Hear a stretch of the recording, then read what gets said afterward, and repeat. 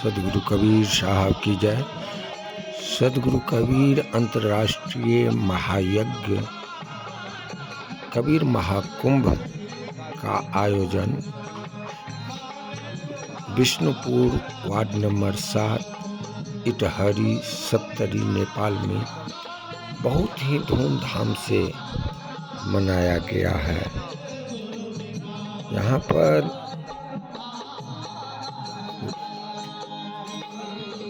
करीब 15-20 हजार भक्त लोग सब अभी तक पधारे हुए हैं। 15-20 हजार भक्त लोग सब पधारे हुए हैं और इनकी सारी व्यवस्था रहने का, भोजन का, चाय जलपान का भी व्यवस्था इन कमिटियों द्वारा किया गया है। बड़ी ही हर्षोल्लास के साथ जो संतगण आए हुए हैं इनकी सेवा हो रही है। साथ ही बहुत ही सुंदर ढंग से मंच बना करके संतों को सुनने और देखने की भी व्यवस्था बहुत अच्छे ढंग से है। यहाँ मंच के इर्द गिर्द के जो गांव है वहाँ के सभी आदमी संत लोग सब जो हैं सभी स्वागत में लगे हुए हैं और किसी भी प्रकार के संतों की त्रुटि नहीं हो इसका प्रयास में सब प्रयासरत है।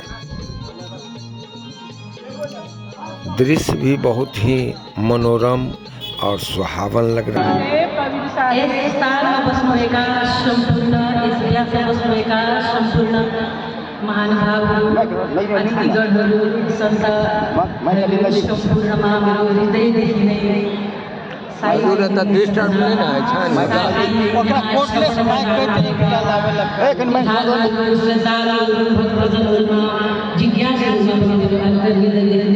जय श्री सचिदानन्द साथै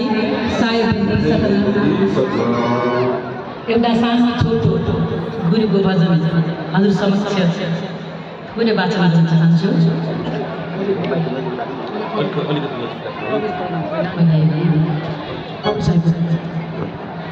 बंदी छोड़ कबीर साहेब की जय।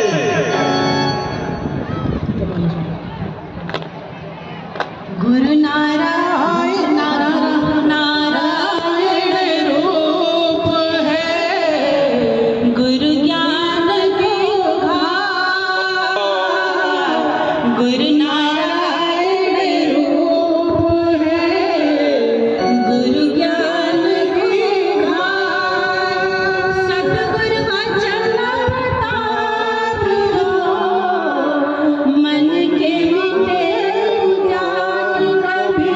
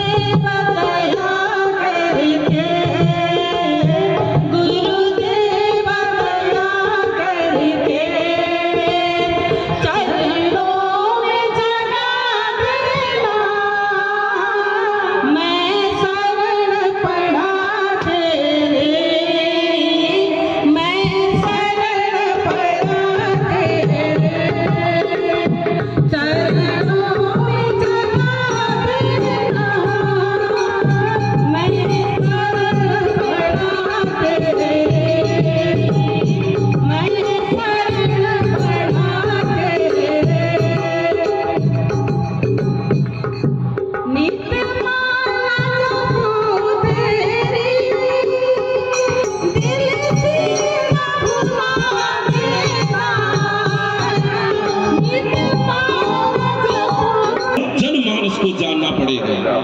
अगर अंत काल में आप सबको मालूम होगा जड़ भरत की कहानी, जो बहुत अच्छे लेवल के संत थे, अपने आश्रम और उस बीते पे इस आधुनिक जीवन में कैसे बीते, हम सुखी कैसे हों, सुखी होने के क्या कारण है, इस बातों को थोड़ी हम लोग जानें।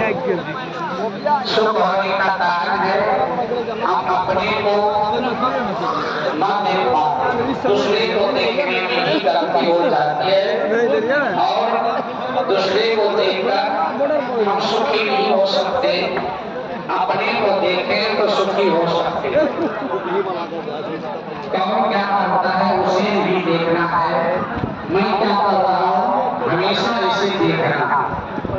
इसीलिए आज मैं अपने को सौभाग्य समझता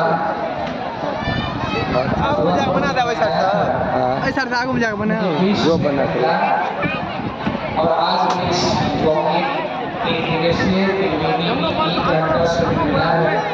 आप सेवा करने के लिए गुरुद्वारा में वही काफी है और 1 घंटा में आपकी पूर्ण सेवा करो। इस कथा के माध्यम से जो साहेब जी आपको सुना रहे थे कि आधुनिक जीवन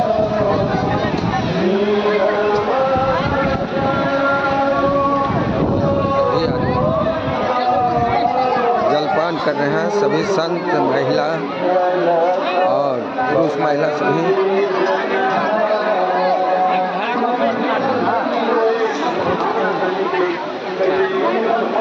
जलपान कर रहे हैं।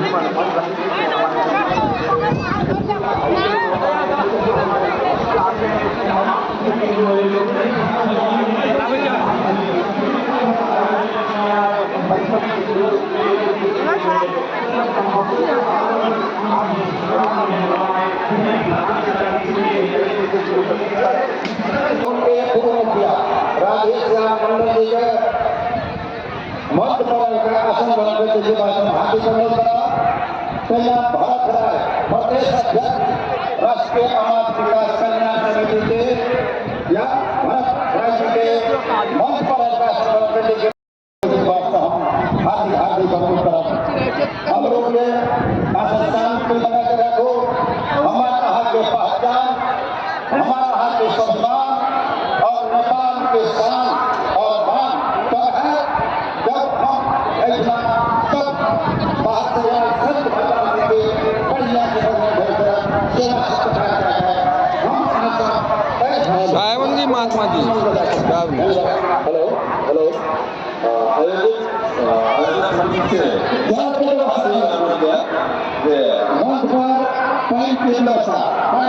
साथी हमको आज अपार खुशी हो रही है कि आदरणीय सुरेंद्र मंडल जी हमको बुलाए, हम आ गए। हमको बड़ी उद्गार रहता है कि खास के कबीर को हम तो कम जानते हैं, लेकिन इतना जानते हैं कि कबीर संत थे, दुनिया के महान वैज्ञानिक थे जिसका आज कोई विकल्प नहीं मिला, इनकी बराबरी के कोई व्यक्ति नहीं मिला, इनके बराबरी में कोई साइंस नहीं मिला। इसीलिए हमको लगता है कि ये जो कबीर सम्मेलन है, कबीर जो संत सम्मेलन है, ये संगत जो है, हमको लगता है जीवन की शैली जानने के लिए बड़ा सुंदर चीज़ है कि हम कैसे चिंता करते हैं, कैसे चिंतन करते हैं, हमारा जीवन शैली कैसे होना चाहिए, हमारा शिक्षा कैसे होना चाहिए, हमारे बच्चे के मन में क्या उत्साह, हम अपने बच्चे को कैसे जिम्मेदार व्यक्ति बने। हम चाहेंगे कि ये सम्मेलन से खास कर हमारी जो महिला माताएं बहनें हैं, उद्गार से जरूर यहाँ से कुछ लेके जाइए। इसलिए लेके जाइए कि ये साइंस है, ये जीवन की कला देता, ये जीने की कला देता, ये दुनिया में, इस देश में, इस राज्य में, समाज में आप अच्छे व्यक्तित्व को बना सके, अपने व्यक्तित्व को कैसे हम इस दुनिया में, इस धरती पर जो आए हैं इसको कैसे हम उपयोगी बना सकते हैं, ये जीवन देता है, ये लक्ष्य देता है, ये विचार देता है कबीर के विचार में। इसीलिए हम सबों से चाहेंगे कि कबीर को बड़ी गंभीरता से सुनना चाहिए। हम क्यों गरीब हैं, कोई क्यों अमीर है, हम कोई शिक्षित है कोई अशिक्षित है, लेकिन कबीर साहब बोले कि जिनकी आस्था जिनके विचार प्रतिबद्ध है दुनिया के सबसे महान लोग हैं। आप कबीर के, हमको लगता है कि हम पहला जीवन में सम्मेलन, जितना उम्र है हम पहला संत सम्मेलन में आए हैं जहाँ आइंस्टीन की चर्चा होती।